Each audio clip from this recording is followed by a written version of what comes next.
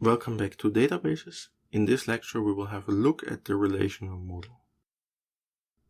First we have a look at an example database that serves as leading example throughout this lecture. The first table is the table students, with the columns SID, first, last and address. SID is short for student ID. This is a unique number that identifies the student. First and last are the first and last name of the student. We will later see that every student is required to have a student ID and the first and last name, but the students are not required to have an address. Maybe the address is unknown.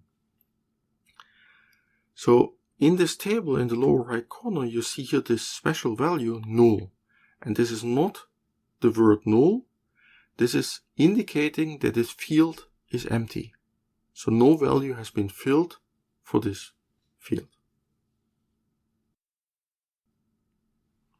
The second table in our database is the table exercises. This has the columns category, number, topic and max points. The category always is either homework, midterm or exam. The number is the number of the exercise within the category. So in the table above you see that we have an exam with number 1 and a homework with number 1. But we cannot have two homework exercises with the same number.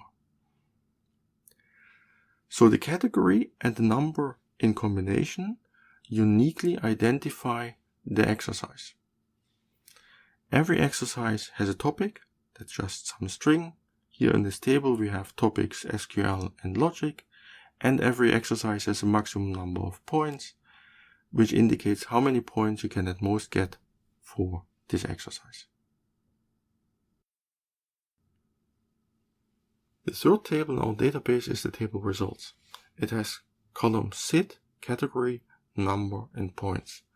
SID refers to the students table and it identifies the student that this result belongs to.